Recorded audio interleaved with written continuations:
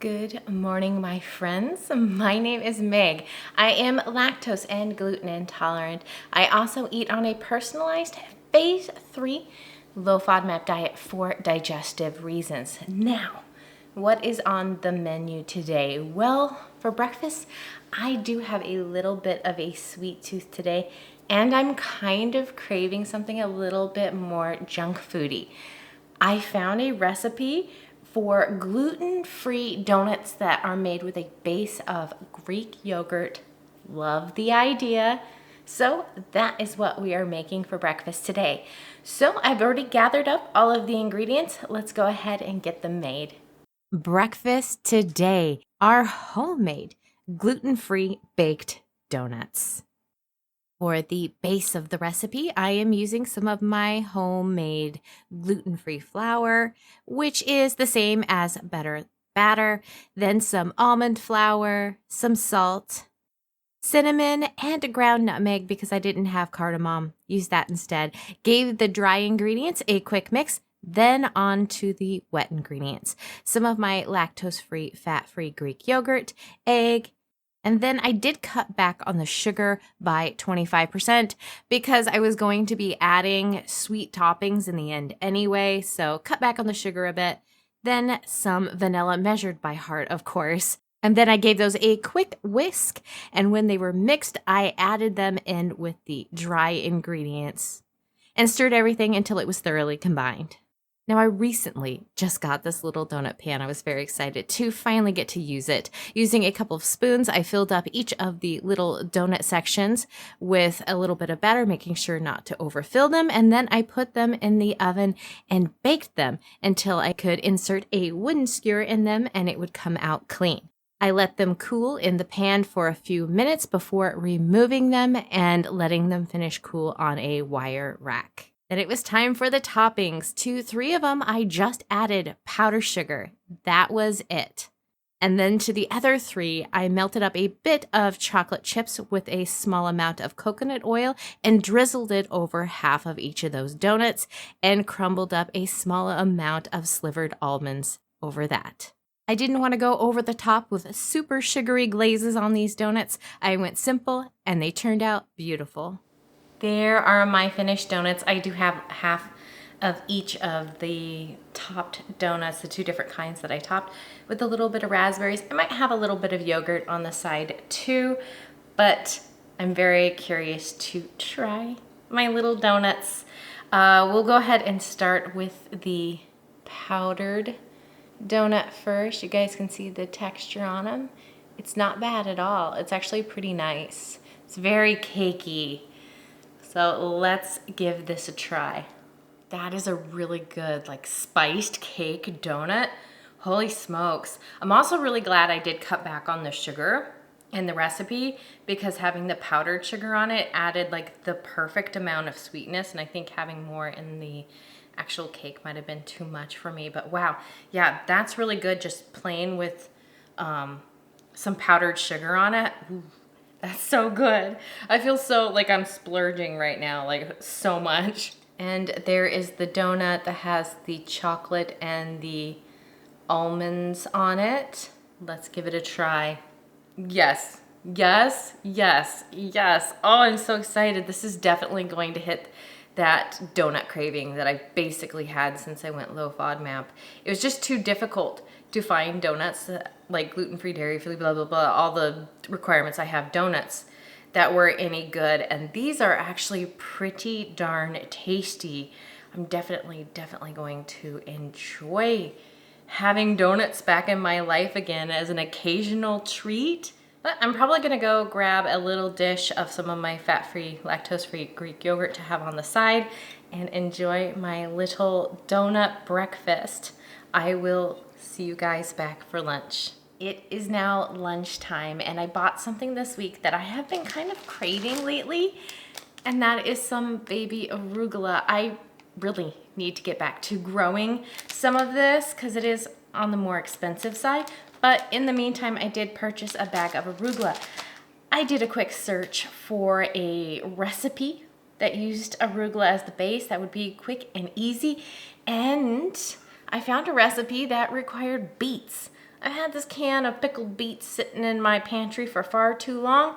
This is the perfect chance to use it up. So we're going to be making a beet and arugula salad for lunch. And this is some of my favorite kinds of recipes, ones that don't involve any cooking whatsoever. Just chop up a few ingredients and toss everything in the bowl and it's done.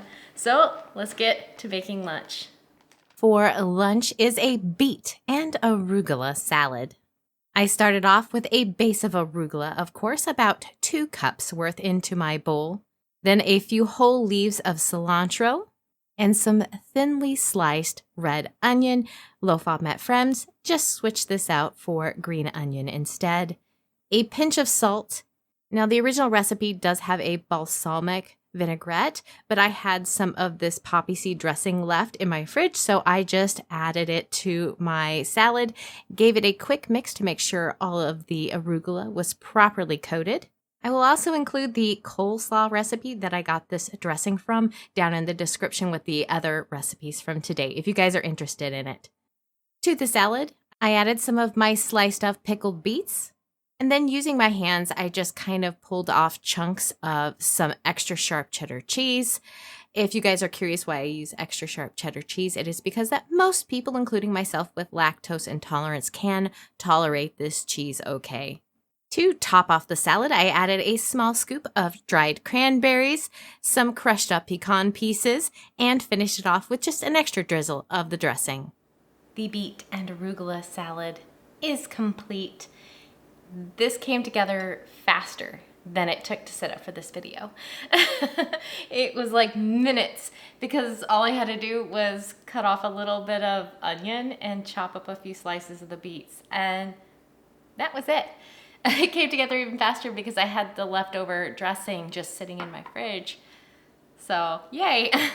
I love recipes that come together super duper quickly, and I'm very, very excited to try this. It's almost a fall inspired recipe and I'm so ready for fall. So I guess maybe that's why I've been craving like arugula and beets and such. So there is the bite: beets, arugula, onion, cheese, pecans with dressing. Let's give it a try.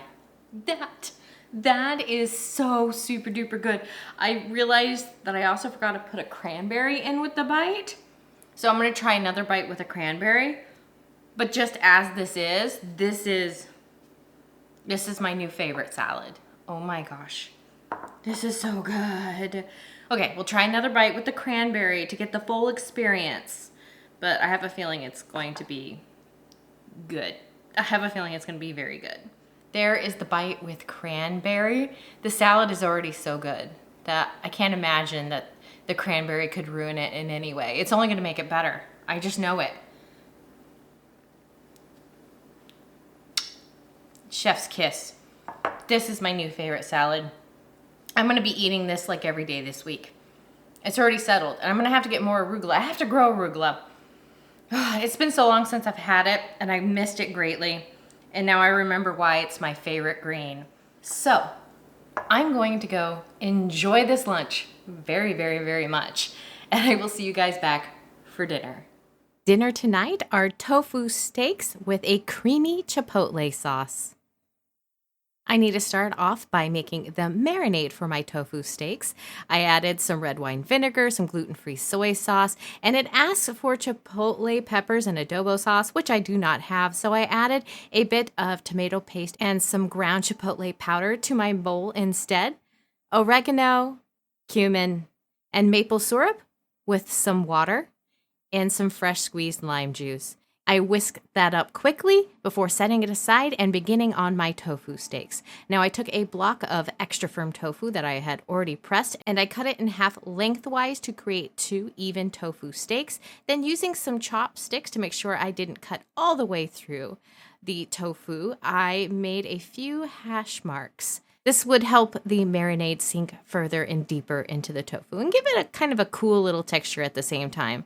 I took about a quarter of the marinade mixture, added it to the bottom of my bowl so that the bottom of the tofu would receive a little bit of the mixture. Then another quarter of it over the top of the actual tofu steaks. spreading it around so that it evenly covers the top of both of them. Then I set this aside to marinate. Now for the creamy chipotle sauce, I took the remainder of the marinade and added a few tablespoons of tahini to it and gave that a quick mix.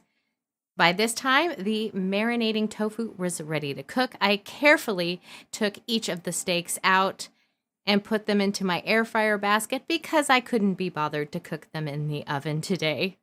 And I cook them in the air fryer at 400 degrees for about 10 minutes, but cook them till they are your level of doneness. And now it is time to assemble my bowl. I added about a cup of brown rice to the bottom of my bowl, the tofu steak, some carefully measured out canned corn, and canned black beans, a little bit of sliced up avocado, some purple onion, but obviously you can switch this out for green onion, low FODMAP friends, a few slices of jalapeno. I finished it off with a bit of the creamy chipotle sauce, some fresh chopped cilantro, and a lime slice. As a quick warning to my low FODMAP friends, measure things out very carefully because the GOS and the fructans can get very high very quickly in this recipe. The tofu steak with chipotle sauce is complete. This is a lot of food. I'm glad that I decided to go a little bit lighter on lunch, though I am very hungry right now. It looks good and it smells good, although when I did try the sauce, when I was tasting it for flavoring, I did add a little bit more chipotle powder to it because for my taste, I wanted it a bit spicier. But let me try to get a bite of everything and we'll see how it ends up tasting all together, which is ultimately what is most important. And there is the bite. Let's give it a try. That's actually not too bad. The spice on the tofu steak and the sauce is really, really nice. Having all of the other textures with it, since tofu is softer, it was really nice compliment. I would say though, next time I definitely will season up the corn and the beans a little bit. They're a little more bland than I would like. Maybe just some lime, like make a corn salsa with a little bit of the jalapeno. And then for the beans, maybe add in just a little bit of maybe paprika and cumin to them with a little bit of lime juice maybe would also be nice. But that's my only complaint, is that the vegetables are a little bit more plain than I would like. Everything else is pretty delicious. So I'm going to go enjoy my dinner. But that means that this will be it for me for today. I hope that you guys found some inspiration in the meals that I made today. And as always, I will link the recipes that I used or that inspired me today down in the description box if you're interested in trying them for yourselves. Always, always do your due diligence, double check the ingredients, make sure they work for you, because what works for me might not work for you. If you enjoyed the video, give it a thumbs up. And if you want to see more content like this, consider subscribing, and I will see you guys back next time. Bye.